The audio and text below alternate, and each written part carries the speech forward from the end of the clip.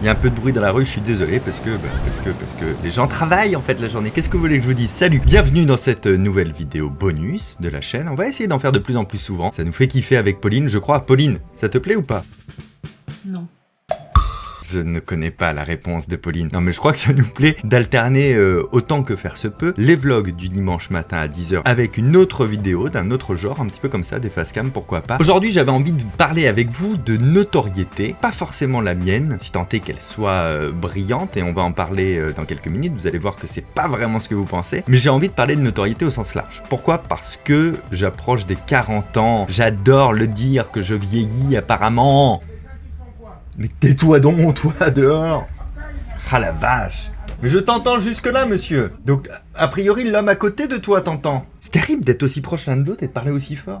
Donc je disais, j'approche des 40 ans. Et du coup, j'ai pu rencontrer pas mal de situations dans ma vie. La première chose qu'il faut vous dire, c'est que j'ai commencé par choisir de faire un métier sur scène, un métier artistique, que je continue à faire évidemment avec mon spectacle, mes spectacles même d'une manière générale. Donc ça veut dire que très tôt dans ma vie, j'ai rencontré des gens qui étaient connus, donc qui étaient de notoriété plus rayonnante que la mienne. Puis après, je me suis lancé moi-même sur YouTube, donc j'ai rencontré d'autres personnes qui avaient une autre forme de notoriété. Et puis, moi aussi, j'ai commencé à avoir un public qui s'élargissait dans les théâtres, mais également après sur Internet, parce qu'Internet est arrivé dans ma vie qu'en 2016, alors que les théâtres sont arrivés beaucoup plus tôt dans ma vie. Ça fait 11 ans que je suis sur scène maintenant. Et donc, j'ai pu appréhender une forme de notoriété pour moi également. Et je trouve que c'est sympa parce qu'il y a quand même pas mal de choses à dire et j'utilise pas le mot notoriété en vain, plutôt que célébrité, connu, etc. Déjà, la première question que je me pose, c'est est-ce que la notoriété existe encore, la célébrité en tant que telle, en 2022? Je crois sincèrement que la réponse, c'est pas énormément. J'ai envie de catégoriser les niveaux de notoriété. Déjà, on va parler de tout à chacun. Nous sommes tous connus, si c'est vrai, on est tous connus par notre famille, nos amis et un réseau qui va s'élargir entre 100 peut-être et 500 personnes, on va dire à peu près dans les grandes eaux. On n'est pas inconnu, personne n'est inconnu. Ensuite, il y a des personnes qui sont suivies par des communautés un petit peu plus larges. Alors ça peut être sur internet, quelqu'un qui a 5000 personnes qui le suivent, bah ça compte, 5000 personnes qui te connaissent, ça veut dire que t'es sorti en fait en dehors de ton réseau. On te connaît au-delà des gens que tu connais toi-même. Ça marche également pour le spectacle, ça pour avoir vécu ça par exemple en 2012, je faisais la tournée de mon premier spectacle que j'avais créé en 2011. Si je prends le nombre de personnes qui sont venues me voir sur scène dans l'année un petit peu partout en France, je pense qu'à l'époque on était à 10 000 personnes sur une année. Il est évident qu'il y avait 10 000 personnes qui me connaissaient, donc c'était plus que moi qui ne les connaissais. Après, il y a des notoriétés un petit peu plus fortes, toujours dans les réseaux ou toujours dans l'artistique. On va dire que quand on passe le cap des 10 000 personnes, là, je trouve que ça commence à compter, quoi, tu vois. Et puis après, il y a les gens qui ont l'air connus, un petit peu comme moi, qui ont l'air d'avoir une forte notoriété, parce que, je vais prendre mon exemple, comme ça, c'est moi que je vais ridiculiser à partir de maintenant. Si on prend l'ensemble des personnes qui me suivent sur les réseaux sociaux, puisque c'est le plus facilement quantifiable et vérifiable, ça fait 5 millions de personnes, en admettant que dans ces 5 millions de personnes, il y a des gens qui me suivent sur 2 réseaux, et donc que j'ai compté 2 fois. Mais on va se dire que 5 millions de personnes, on va tricher, on va se dire que chaque personne ne me suit que sur un réseau. Et on sait que c'est faux. Bon, tu te dis 5 millions de personnes, ça commence à compter, tu vois. C'est un chiffre qui fait un peu argument d'autorité, vous voyez ce que je veux dire? 5 millions de personnes. Alors, faisons un calcul très simple. Sachant qu'en France, il y a environ 70 millions de Français, 5 divisé par 70 multiplié par 100, ça veut dire que, sûrement au plus haut, il y a 7,14% des Français qui me connaissent. C'est-à-dire que sur un groupe de 100 personnes, il y en a 7 qui me connaissent, et sur ces 7 qui me connaissent, il y a probablement des personnes qui n'ont rien regardé de moi depuis des mois ou des années. Il y a 7 personnes sur 100 qui se disent « il me dit quelque chose, lui ». Voilà, c'est ça la réalité de la notoriété quand on prend les chiffres des réseaux, mais même, c'est ça la réalité de la notoriété, en fait, du quotidien. C'est-à-dire, quand je marche dans la rue, personne ne me bloque, j'arrive vraiment à aller à la boulangerie sans aucun problème. Il y a rarement des manifs de « il y a Fabien Olicard, il achète une baguette !» Vraiment, les gens s'en foutent, quoi. Alors, c'est pas rare que je me fasse arrêter ou saluer d'un geste de la main et tout, c'est très très cool. Mais je veux dire, on a un fantasme du niveau de notoriété qui n'est pas en corrélation avec le nombre d'abonnés ou le nombre de personnes qui suivent un projet. Donc, si on augmente encore un petit peu dans l'échelle de notoriété que j'étais en train de vous faire, après, il y a ce que j'appelle les stars. Alors, les stars, ils sont quasiment connus de tous. On voit qui sont ces gens, il n'y a pas de souci, ils ont une notoriété sur tout le territoire. Et là aussi, eux, ils risquent d'être plus souvent sollicités dans la rue, mais il n'y a pas forcément un attachement en fait réel à ces personnes. Juste on les connaît quoi. Il y a plein de gens que vous connaissez par leur passé ou par leur présent ou par de la télévision, des choses comme ça. Ces gens-là, je suis pas sûr que vous les arrêtiez dans la rue, mais même si vous les arrêtiez pour les saluer ou pour prendre une photo par exemple, je suis pas sûr que vous suivez vraiment ce qu'ils font. Et c'est là où je veux en venir. Il y a un niveau de notoriété un peu star qui n'est pas forcément en corrélation avec un succès. Il y a quelques années, il y a Lio, avant de faire, je crois que c'était Nouvelle Star, elle était un peu revenue dans le game avec ça, elle expliquait qu'en fait, tout le monde la reconnaissait dans la rue. Elle était énormément arrêtée, elle faisait beaucoup de photos, etc. Et pourtant, elle avait des problèmes financiers parce qu'elle avait pas assez de travail, donc elle s'en sortait pas du tout, quoi. Et c'est ça le truc, c'est pas parce que quelqu'un comme Lio à l'époque se faisait arrêter tous les 50 mètres qu'elle vivait de cette notoriété-là. Et d'ailleurs, c'est pas parce qu'elle sortait un projet à cette époque que les personnes suivaient son projet musical. Elle était juste connue. Et ça, c'est pas un projet professionnel en fait d'être connu, ça te fait pas vivre. Les gens lui donnaient pas 50 centimes à chaque fois qu'il la reconnaissait. Donc en fait, en parallèle, un peu paradoxal avec ça, pour gagner sa vie, elle allait chanter sa chanson titre qui était Les Brunes dans des intermarchés. C'est ça qu'elle expliquait, c'est comme ça qu'elle arrivait à gagner sa vie pour des cachets qui étaient des cachets presque de débutants en fait. Après, au-dessus de ce que j'appelle ces stars-là, il y a les véritables stars. C'est-à-dire des personnes pour qui ça va être très compliqué de marcher dans la rue, qui sont suivies dans ce qu'ils font dans leur métier. Par exemple, si je prends McFly et Carlito, je pense que ça ne doit pas être simple pour eux. Michou, c'est pareil. Il est suivi dans ses activités actuellement, il est soutenu dans ce qu'il fait, et je pense qu'il ne marche pas facilement du tout dans la rue. Je prends des exemples de youtubeurs parce que c'est plus parlant pour vous. Mais c'est pas le dernier échelon. Pour moi, il y a un dernier échelon, c'est l'échelon de la notoriété légendaire. Quand tu deviens légendaire, tu es presque déifiable. Il y en a pas beaucoup de ça. Ce sont des personnes comme Zidane. Zidane, pour moi, il est déifiable. Les grandes stars du cinéma comme Leonardo DiCaprio, des personnes qui sont dans la musique aussi comme Johnny l'était à l'époque. Eux, c'est sûr, ils ont pas la même vie. Donc, vous avez vu le nombre de strates qu'il y a entre moi, par exemple, et les légendaires. Je veux dire, c'est énorme, quoi. Donc, on est dans une époque où, en fait, tout le monde est en réalité connu. Donc, si tout le monde est connu, en fait, personne ne l'est vraiment. À part les légendaires, on va dire. Les légendaires et juste avant. Je reviens sur le fait que j'ai dit mon âge tout à l'heure, parce que oui, moi, quand j'étais adolescent, il y avait la vraie notion de star, c'est-à-dire il y avait des personnes, je prends plutôt les humoristes parce que c'est ce que je suivais à cette période, des gens comme Muriel Robin, Pierre Palmade, etc. C'était des stars. À l'échelle France, c'était un peu des légendaires, quoi. Il y avait une puissance qui était terrible. Et je crois que la notoriété, elle est en corrélation avec l'offre médiatique qu'il y a. Moi, je vous parle d'une époque, quand j'ai 15 ans, il y a 5 ou 6 chaînes de télévision. Faudrait regarder sur la chaîne de Ludovic B. Sa série sur la télévision est excellente, sur la télé versus YouTube. Allez voir si vous connaissez pas. Donc, il n'y avait pas beaucoup de médias qui pouvaient s'adresser à un maximum de tranches de la population. Aujourd'hui, toute la population a accès à énormément de médias différents. Donc en fait, on peut être de notoriété sur un endroit et pas forcément un autre, et encore moins à l'échelle de la France. Tous les artistes que je connais aujourd'hui, pour la plupart d'entre eux, même les très gros, défendent leur spectacle, c'est-à-dire que rien n'est gagné d'avance. Moi, me concernant, on peut se dire « Ouais, il doit remplir ses salles comme ça en claquant des doigts », c'est un fantasme qu'ont des collègues artistes à moi qui ne sont pas sur les réseaux. Pas du tout. Je suis obligé d'en faire la promotion, je suis obligé d'en parler beaucoup et régulièrement pour que les personnes qui me connaissent et qui seraient, donc ça réduit encore le segment, susceptibles d'être intéressés par le fait de me voir sur scène faire mon métier, soient au courant que je passe chez eux. Et rien que cette phrase-là, elle vous montre à quel point c'est difficile en fait. Difficile dans le sens pas facile de taper sur l'épaule de la bonne personne pour l'informer que je suis en spectacle près de chez lui. D'ailleurs, petite parenthèse, j'ai mis un outil en place là il y a quelques jours suite à des discussions que j'avais avec les abonnés sur Instagram. On a décidé que maintenant c'est moi qui vous prévenez quand je viens chez vous. J'ai mis en place un formulaire, je vous le mets en lien dans la description. Si vous cliquez dessus, vous me mettez le secteur où vous habitez ou le pays où vous habitez, etc. Et quand moi je viens, je vous envoie un mail. Comme ça, je suis sûr de pouvoir prévenir les bonnes personnes. Donc ça, c'est la fin de la première partie de qu'est-ce qu'on appelle vraiment aujourd'hui la notoriété. Du coup, qu'est-ce qui peut découler de ces notoriétés? Ben là, je vais parler que de ma frange à moi de notoriété, que de ce que je connais moi. J'entends beaucoup de choses et j'ai vu beaucoup de vidéos sur le sujet. Donc je vais vous donner mon point de vue dessus. Ce sera la deuxième partie. Et la troisième partie, ce sera l'impact sur le mental de ces notoriétés-là. Moi, de mon côté, je vis pas grand-chose de relou, en fait, en réalité. J'ai pas eu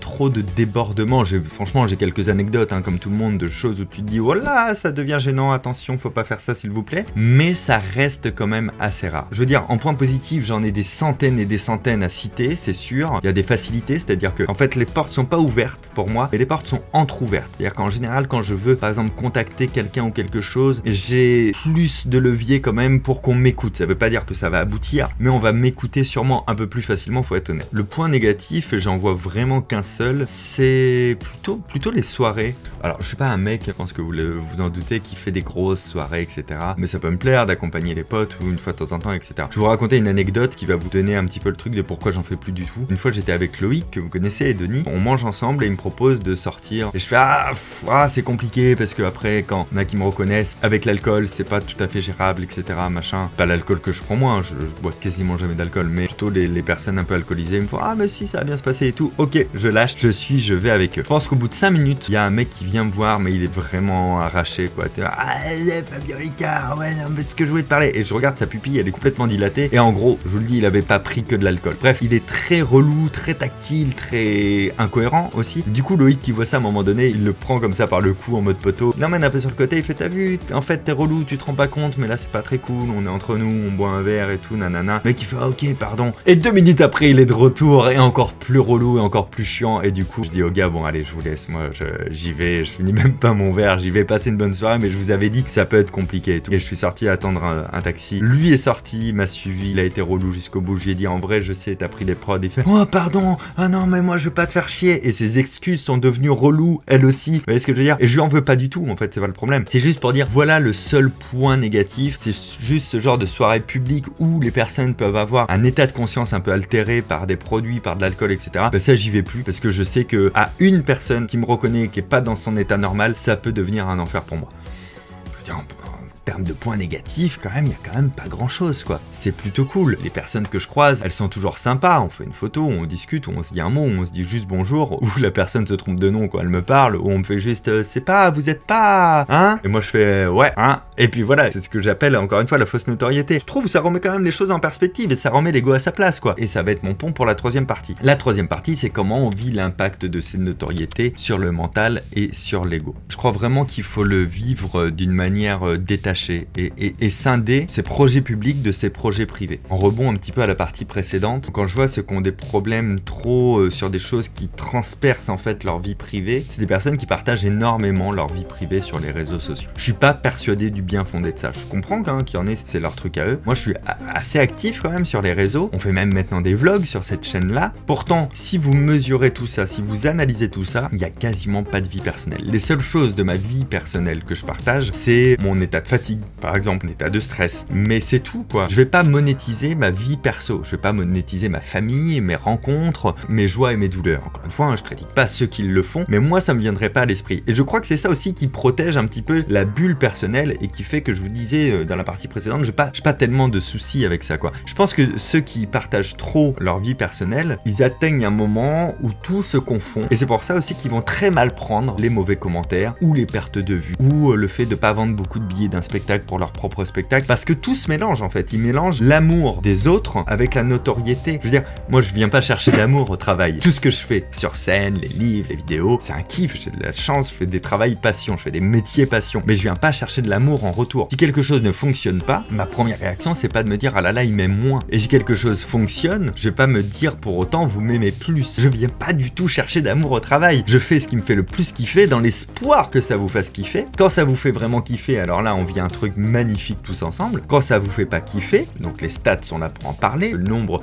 de livres que vous avez lus ou le nombre de vues sur une vidéo, ben je me dis merde, je suis passé à côté de ce que je voulais. Donc c'est quoi les leçons à en retirer? Mais c'est que du factuel. Donc je vis pas mal les mauvais commentaires parce qu'ils ne me sont jamais destinés à moi personnellement, Fabien en fait. Ils sont destinés à une parcelle du projet, tout simplement. Et à tort, parfois, et à raison parfois. Donc encore une fois, cette notoriété-là, elle n'a pas ce désavantage-là, puisque dans mon impact cérébral, je ne suis pas ce que je produis. Je vais vraiment répéter cette phrase, je ne suis pas les projets que je produis. Je suis plus complexe. C'est très parcellaire ce que vous connaissez de quelqu'un. Moi par exemple, dans les clichés qu'on a de moi, on me prend sûrement pour quelqu'un d'un peu intelligent parce que je traite de sujets intelligents. Pourtant, je suis bien teubé parfois. Je suis un bon gros teubé avec des blagues bien nulles, des trucs que je comprends pas, des blagues vulgaires parfois dans l'intimité avec les potes. Je dis ça parce que je suis pas vulgaire jamais quand je m'exprime en public. Pourtant, les gros mots me font extrêmement rire parce qu'ils créent des ruptures comme ça de choc. Donc je suis plus complexe comme vous êtes plus complexe. En réalité, il n'y a pas tellement de différence entre quelqu'un qui vous parle face à une caméra, qui monte sur scène, qui a la télévision, qui fait des concerts devant 40 000 personnes,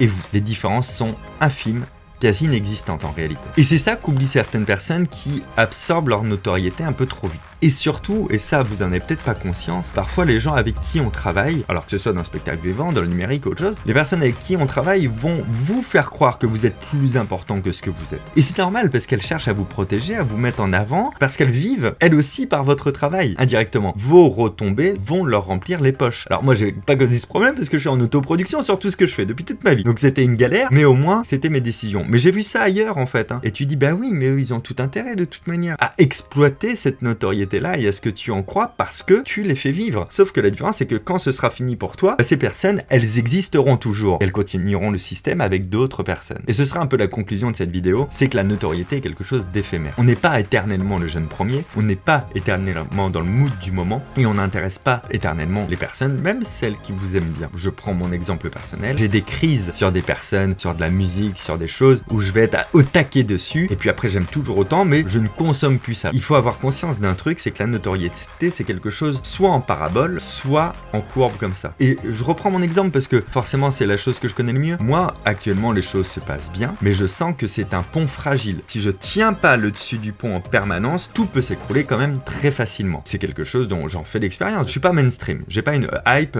je pense que je suis reconnu pour la qualité de ce que j'essaie de produire et que parfois je touche la cible dans le fond comme dans la forme et parfois pas du tout. Mais surtout, tout se passe bien pour moi aujourd'hui, mais je ne sais pas si je suis encore en train de monter, si je suis en haut juste de la parabole ou si je suis déjà en train de redescendre. Mais j'ai conscience d'une chose par contre, depuis toujours, et franchement mon équipe m'en est témoin, je sais que les choses ne sont pas éternelles. Le monde est vivant, le monde numérique est encore plus rapide dans sa vivacité de changement, donc je sais qu'à un moment donné, ça va se calmer pour moi. Et c'est d'ailleurs pour ça que vous me trouvez sûrement un peu boulimique de travail et de projet, parce qu'en ce moment je peux réaliser toutes les idées que j'ai en tête, donc je profite pour le faire parce que demain ce sera peut-être différent. Nous on doit pas se considérer comme des gens de notoriété, on doit certainement pas se considérer comme des gens connus, on doit se considérer simplement comme des personnes qui avons la chance de faire ce qu'on voulait faire dans la vie. Sans déconner, on n'est rien quoi. Ne fantasmez pas la notoriété, franchement jusqu'au légendaire et le stade juste avant, il n'y a pas tant de différence de vie, c'est juste des personnes qui ont des activités qui fonctionnent bien et on n'a pas tellement en fait en réalité d'inconvénients je crois quoi.